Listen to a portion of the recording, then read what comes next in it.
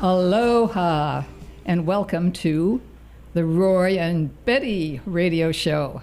You're getting Roy and Betty every time anymore, so I think we've got to start. We've got to come up with a new name. So maybe it'll be the Roy and Betty, or the Betty and Roy. I hadn't thought about that. I still like Betty's Real Estate Corner. Okay. Yeah. Well, because you think Betty would probably sit in a corner and do real estate. That's possible, too. Well, yeah. It's all possible. Yeah. Well, here we are again. You know, we always, on the way over here, talk about what we might talk about. And we have no idea. And we have no idea. Actually, once we sit down, we have no idea. So it's kind of fun in a way. But we had a nice morning. We had a real nice breakfast. Yes, we did. A lot of people have asked us where are our favorite restaurants. And over in the Kahului side, we kind of like Marco's. Marco's is fabulous. And we had breakfast, lunch, or dinner. Yep. And we had a great breakfast this morning at Jack's. Jack's Inn. Yeah. The people in there, they are the best of all time. I mean, they are wonderful. The service couldn't be any better. The food is good. And whoever's in there, you know, wants to be there. They've come in, they want to be there. They're happy there. They're happy with the service. It's kind of like the TV show Cheers. In a way, yeah. Everybody knows your name. And they're really glad you came. Yeah. And I love that. You know, when we've gone to places like that over the years that you walk in, and if you weren't there for 6 months, you'd walk in and they'd know who you were right away. You know, and you'd be happy and they'd be happy. And that's... No, Jack's Inn on Alamaha in Kahului. Fun place. And they do breakfast, lunch. Do they actually do a dinner? No. Just breakfast and lunch. I think they only are like 7 o'clock to 12. Maybe a little after that. Yeah. But again, the nicest people, and I think it is just a family that runs it. And again, they could not be nicer people. And they must remember everybody that ever walks through that door, I think. I think so. And I think they do get visitors from time to time that are on the way to the airport looking to eat something. And I bet those same people come back every time they come here. Well, again, I think they would. It's Cheers. It's Cheers. Yeah. I mean, you're just happy when you get there and happy when you leave, and it doesn't kill you to be there. The food is good. No. The people are good. Everything's good. So, I mean, there's obviously more restaurants in Kahului, but between Marco's and Jack's Inn, we're kind of happy. Go there. Go there and just say Roy and Betty sent you. Yeah. Yeah, I think they would love it. They would get a real kick out of it. And they're our favorite people, so we're going to keep going there. Anyway, we're coming up to a very profound, deep day in 2 days. It'll be August 8th. It'll be 3 years since the Lahaina fire, the devastating Lahaina fire. And, it's this Saturday will be a day for remembrance.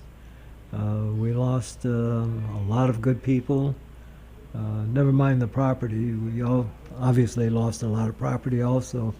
But the lives that were taken... so sad. Oh, very, very sad. So, I think if all of us can stop on Saturday and just between us have a moment of silence, 1 minute, and just, remember the people that passed away, and remember all the people that are still going through all the after effects, the PTSD from the fire. We have a friend who I know freaked out when they had the big fire in Pacific Palisades outside of Los Angeles.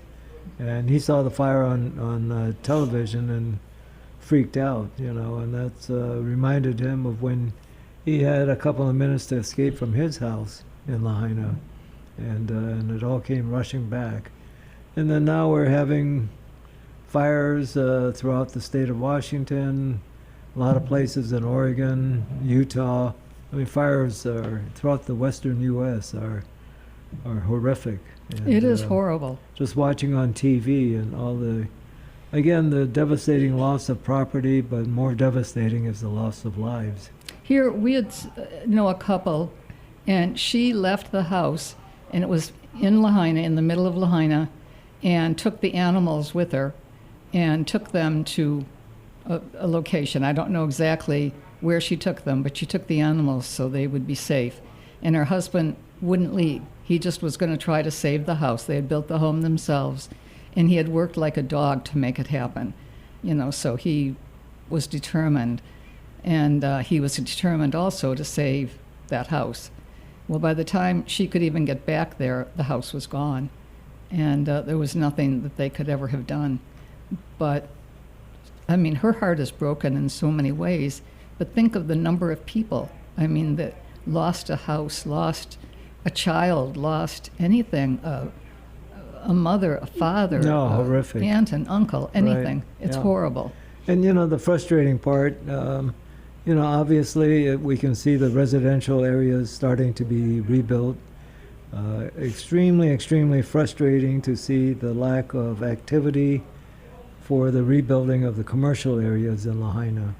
And for that, I've got to blame our administration. I think, it's my personal opinion, but I think our administration should have been a lot stronger in approving building permits and helping the commercial property owners get their permits to rebuild. And we're still going around and around the block.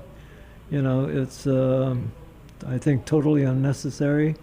I think we need to rebuild Lahaina, the commercial areas of Lahaina.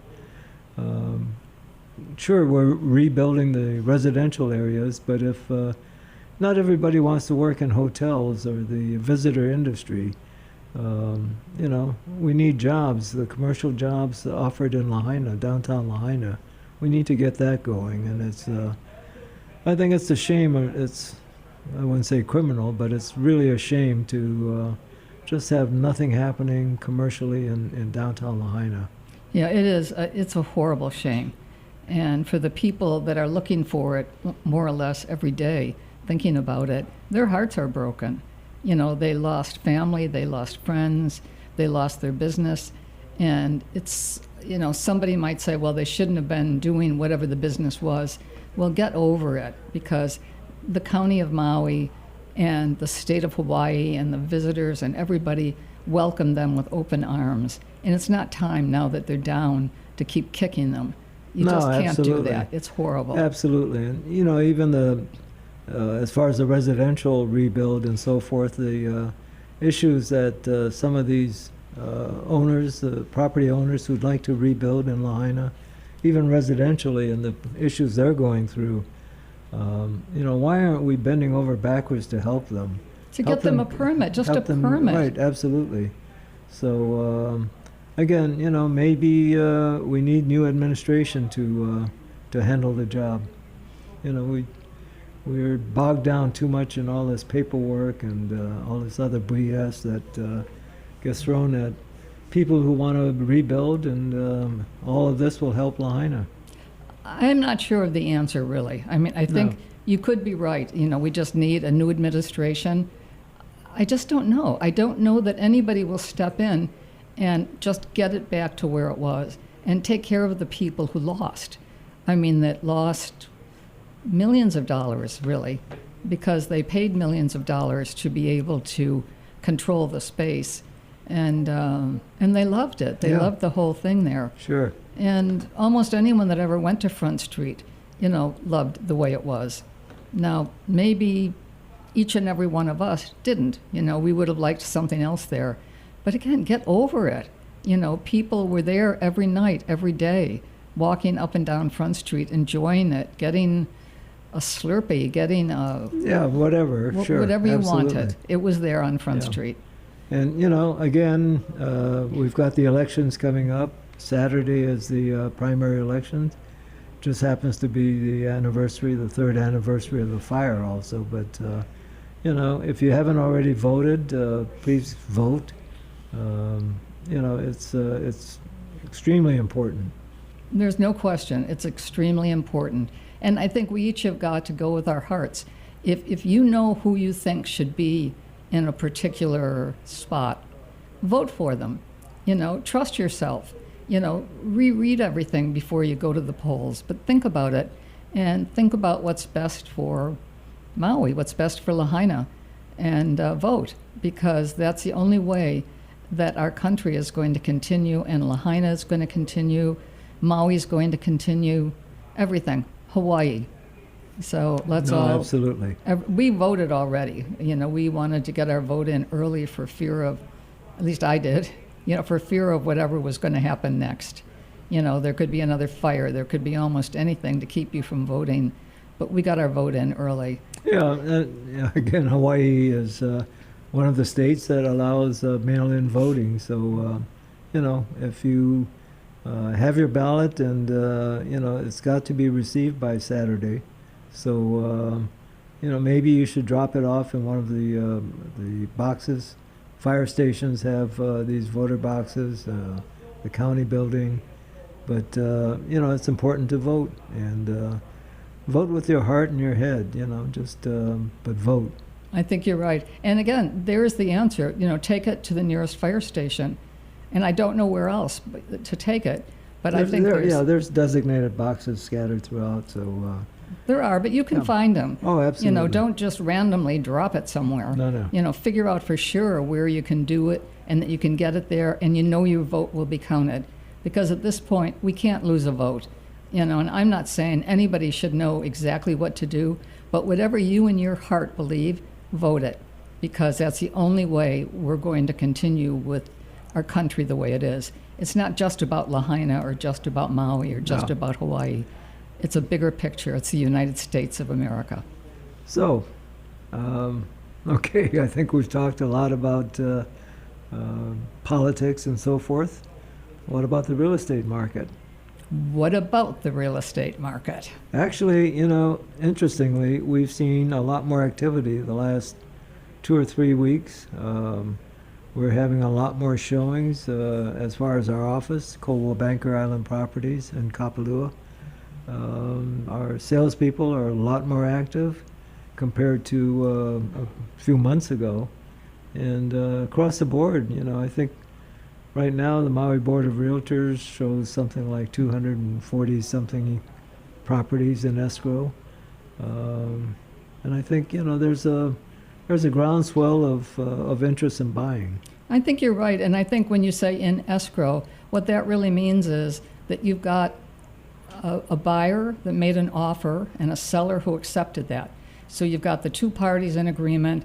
Typically, it's in escrow, and the escrow company is really good, and they treat anybody the same, buyers, seller, realtors, whoever, maybe not quite the realtors. No, but they take care of everybody. Right. I think it's important to work with an escrow company, and whether you're buying as a buyer, you're from the island of Maui, other places in Hawaii, or if you're from the mainland, anywhere on the mainland, or foreign buyer.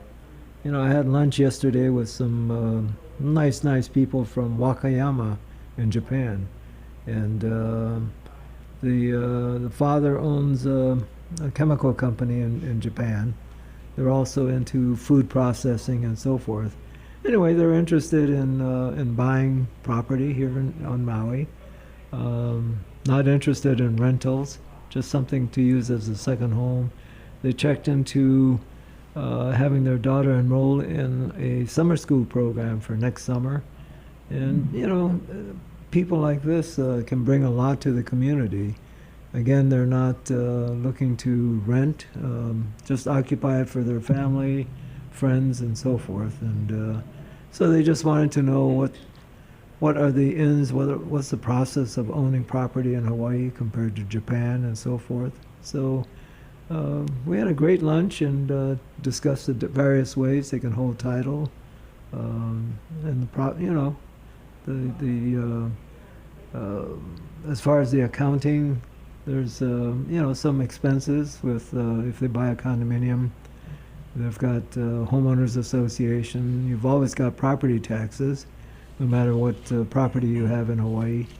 So we talked about perhaps hiring a local accounting firm to handle bookkeeping for them. Which I think is major. Yeah. For someone out of the country. Yeah, just depositing a certain amount of money, enough to cover their monthly maintenance fees, property taxes, utilities, and so forth. And it's actually quite easy. So, it's not as scary as is what we thought. And it's actually, and having them explain to me buying property in Japan and so forth, it's actually quite simple also. So it's a two-way street. Well, I think you're right, and I think no matter where it is, but I think you're right. Between Japan and Hawaii, I think there's a simplicity that can work for you, and typically your real estate agent will help you with it. You know, whether it's the 5th year that they've owned it, and you call your realtor and say you're still trying to figure out, you didn't get your tax bill yet, let's say, and could they help you? And I would say your real estate person, the person who represented you or the broker from that office, would really take a moment, talk to you, and help you figure that out, because it's vitally important to you, and you were the client of the office, and they will help you. They'll see to it that whatever you need, you have it, and you'll be able to be sure that's paid, and you don't have to worry about it every day. Right. So anyway, just a thought, but there is, your real estate person will take care of you. Okay, so how about talking about a couple of the listings that our office has? Yeah, we could do that. I don't have anything here. Yeah, here's one. Steve Fuller from our office at Kapalua.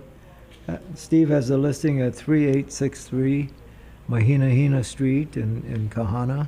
It's a 3-bedroom, 2.5 baths, a little over 2,100 square feet of living area, and it's listed at $1,850,000, and it's a 3-bedroom, 2.5 baths.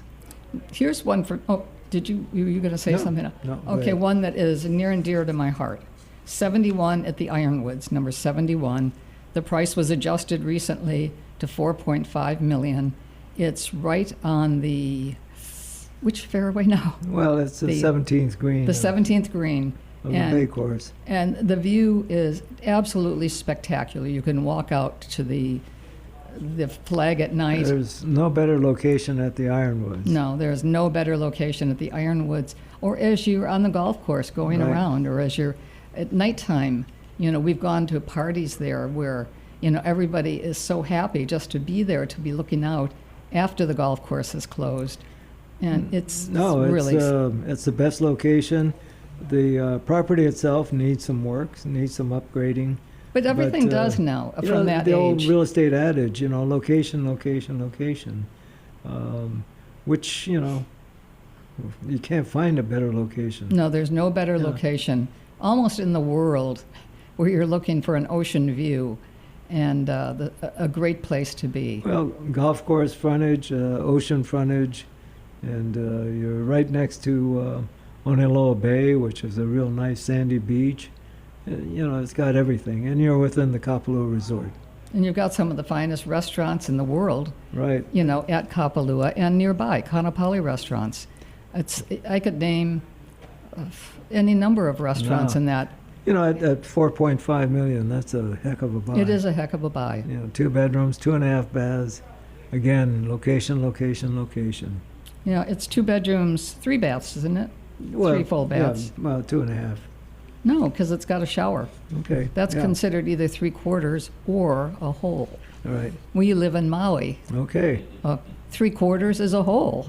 Yeah. Let's get a grip on that. It's amazing. It's one of the greatest units of all time. There's a great oceanfront house. It's at 4025 Lower Honoapiilani. It's really a 2-bedroom, kind of a small home on a great location. It's about 37,000 square feet, so it's about 8/10 of an acre. Better location is hard to find. Well, here's another one too, at the Ritz-Carlton. And this one I happen to know pretty well because I've actually been there a couple of times when we had an open house a long time ago. It's a 2-bedroom, 2-bath at the Ritz-Carlton. It's huge view, huge everything, one of the best rental units available. The unit number is 3604, I believe. Now I'm not finding it on here. Or no, it isn't. Okay, I'm wrong. 112628. Right. And It really is You know, spectacular. it's a ground floor, oceanfront, 2-bedroom, 2-bath. And what's great at the Ritz-Carlton, first of all, is zone hotel. So there's no issue as far as the recent hubbub about Bill 9 and vacation renting in apartment zone properties. This is zone hotel. You're right at the Ritz-Carlton Kapalua. 2 bedrooms, 2 baths. And what's great, it allows a lock-off, so it can be rented as a 1-bedroom, 1-bath with a full kitchen, and the other side as a hotel room, or as a 2-bedroom, 2-bath. So it's got great flexibility. Property owners at the Ritz-Carlton get free breakfast every day during their stay. They got free parking. You've got discounts at all the retail outlets, and a lot of perks. It does. At the You know, the Ritz-Carlton appliances. Kapalua. The appliances actually include a Sub-Zero refrigerator freezer and a Sub-Zero wine chiller, Yes. which you don't see that in No. any. And what's great about rental. the Ritz-Carlton rental program, they have what they call an FF&E, furniture, fixture, and equipment replacement fund. And so there's a certain amount deducted from your rental income and held by the Ritz-Carlton, so they can redo your apartment every 4 to 5 years as needed. And this way you don't have to come out of pocket. If you're vacation renting, a big cost that you should expect is to refurbish every 4 to 5 years. Whether you need new carpeting, new appliances, whatever, new furniture. And with this Ritz-Carlton program, it's all handled for you. So you're not coming out of pocket with all of a sudden a bill shows up and you're owed $30,000, $40,000 for the complete redo. No, not going to happen. No. And a lot of people don't understand that FF&E holdback program, but I think it's a great idea. Well, they say that the reserve is for periodic replacements of furniture, fixtures, and equipment. And it's a little over $2,000 a month, but it will ensure maintaining the top quality of the Ritz-Carlton. No, absolutely. And that'll take care of it. Yes. That'll really take care of it. And And the that's, rentals are amazing. Yeah. You know, we're now at kind of our 2-minute. But you know, it's the 5-star Ritz-Carlton Hotel at Kapalua, and that's also going to be the site of a big event that we're helping to co-sponsor, the 2026 Jazz and Blues Festival at Kapalua. Yeah, that's going to be really great. That'll be a lot of fun for everybody. And September 5th is the big blowout, big party at the Pavilion, great jazz bands, and well, our favorite from last year was the Zydeco band, Yes. and I believe they're back this year again. Uh-huh. So it's, Yeah, everybody had a lot of fun. They were kind of saying in the beginning there would be no dancing. Well, the dancers took over the place. well, It was a lot of fun. kind of led by Betty Sakamoto. Yeah. It was fun. You had the conga line going. and- yeah. It was pretty funny. It was, I mean, everybody just had a great time. It wasn't totally out of control or No. anything. It was And just fun. If anybody from the Liquor Commission was there, they kind of turned their. They would have gotten in the Yeah. conga line. Well, Yeah, yeah. they wouldn't have walked away. Yeah, Maui's got some strange liquor laws, but anyway, there was a conga line last year. Yeah, there was. Now, I don't know. Let's not say any more. No, but it's a great event. It's the Kapalua Jazz and Blues Festival. So it's coming up first week in September. It is, okay, we've now hit the 1-minute warning so that we can say, you know, come back next week, you know, same time, same station. And Yeah, let's and hear what's what's going interesting, on. right, we'll have the results of the primaries, so we can talk some more about voting And then so just forth. vote. I mean, like, Yeah. again, I don't think it matters at this point who wins, you know, who has whatever.